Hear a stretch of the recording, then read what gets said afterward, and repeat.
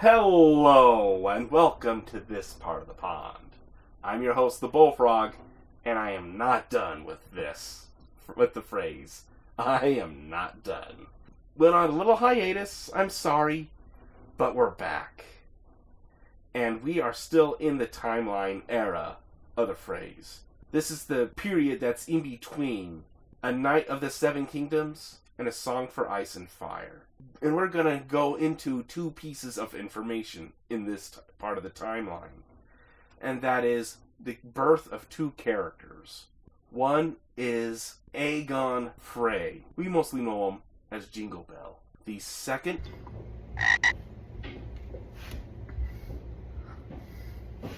son of Stevron. And the second grandson of Walder Frey. Yeah, I know this is the only two pieces of information that we're really gonna have with Jingle Bell. Oh, come on! He's gonna be very important when we are going to analyze the Red Wedding in the books. But before we are there, we just have to point this out. Yeah, I know this is kind of too little, and it's mostly foreshadowing. And our second piece of information is just as important. Maybe even more so. Really? And who is the character that matches with Jingle Bell? Is Hodor. Hodor? Why is he in here? This is about the Freys, right? Yes. And how Hodor is connected to the Freys? We have to analyze the Mystery Knight. We already did a video about the Mystery Knight and the Frey information in that video. This is going to be a small highlight. And in the Mystery Knight, Duncan the Tall is trying to get to the north. And when you look at the Stark family tree in the World Book that I'm sitting right next to, talks about that there's going to be an inheritance problem in the north of 3 or 2 mothers have sons. And one of these sons is going to have to inherit the entire north. And it's kind of alluded to that Dunk and Egg are going to be involved in that plot and the problem of who's going to be the heir for the Starks and the North. And one of the important pieces about that is in the book Game of Thrones. Nan had come to the castle as a wet nurse for Brandon Stark, whose mother had died birthing him. He had been an older brother of Lord Rickon, Bran's grandfather, or perhaps a younger brother, or brother to Lord Rickard's father. Sometimes old Nan told it more one way and sometimes another. In all the stories, a little boy died of a summer chill, but old Nan stayed on at Winterfell with her own children. And another piece of information of why this girl character is so important is in A Dance of Dragons. Then there came a brown-haired girl, slender as a spear, who stood on the tips of her toes to kiss the lips of a young knight as tall as Hodor. So there is a love interest going on here.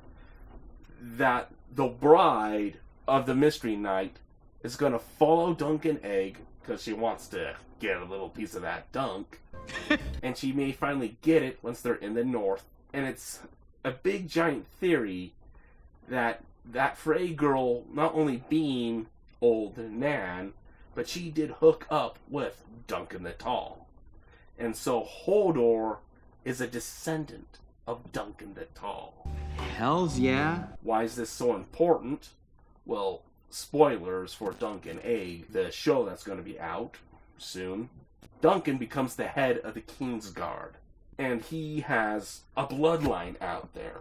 Hodor's bloodline. She had lost both sons to the war when King Robert won the throne, and her grandson was killed on the walls of Pike during Balon's Greyjoy rebellion. Her daughters had long ago married and moved away and died. All that was left of her own blood was Hodor, a simple-minded giant who worked at the stables. But old Nan lived on and on, doing her needlework and telling her stories.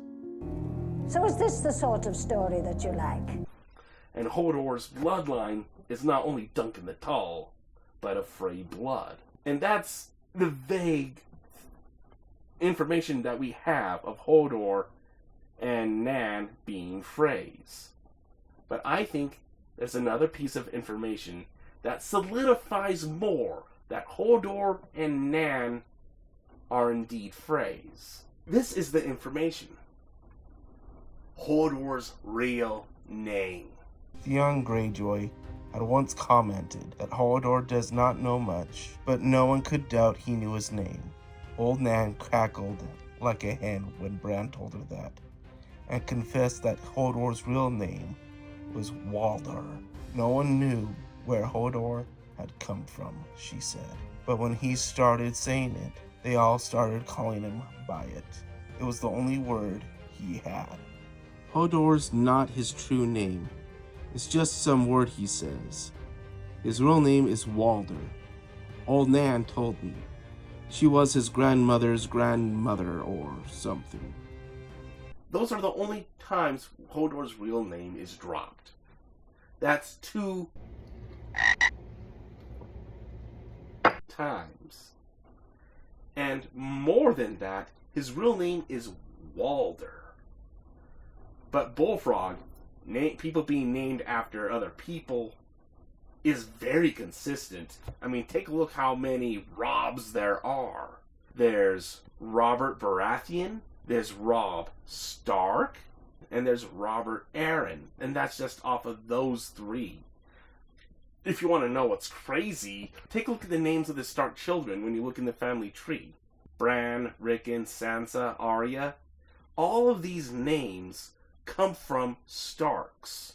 Names are very important in the books. Astronomically so. Even the name Tyrion has history to it.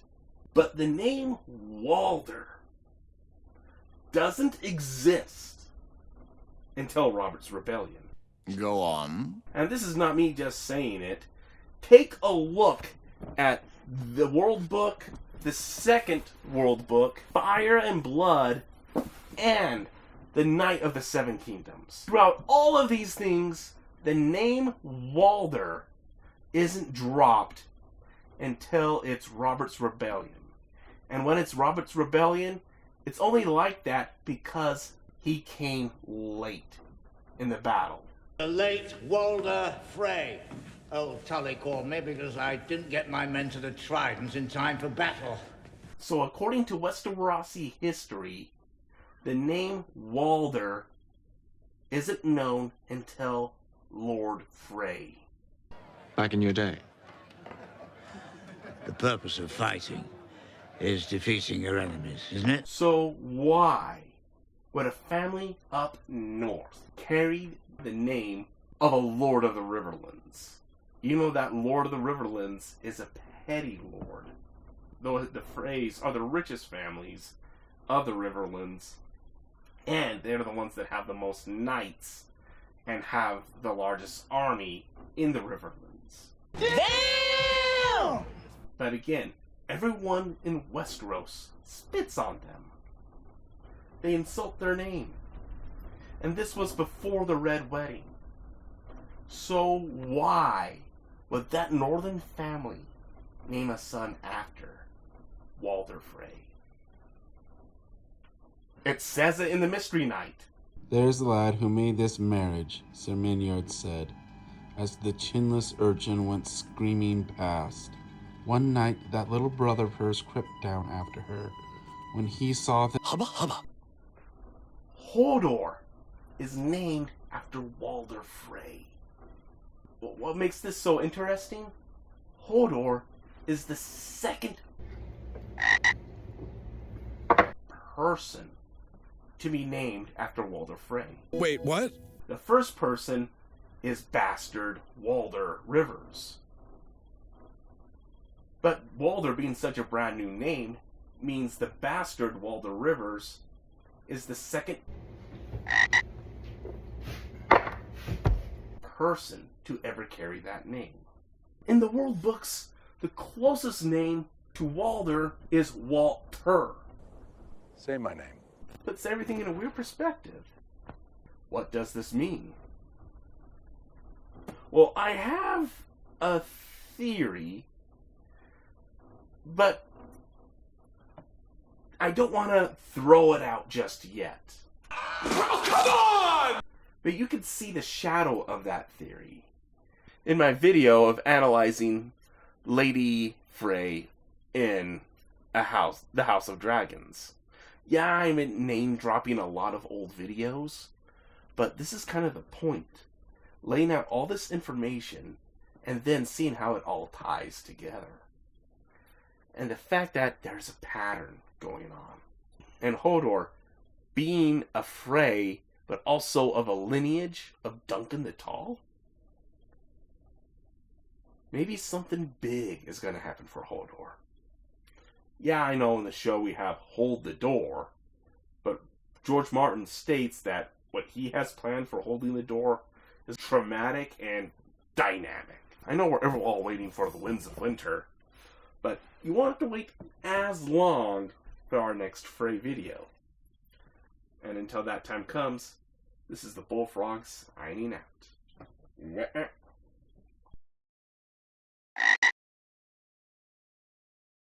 He has other gifts. Does he? The gift of a great name. The gift of a great name. Robert, of the House Baratheon. Rob. John Arryn. Jon Snow. The gift of a great name. This is Viserys. King Viserys of House Targaryen. Aegon! Second of his name. This is Aegon. Aegon Targaryen, sixth of his name. Now that is a name fit for a king.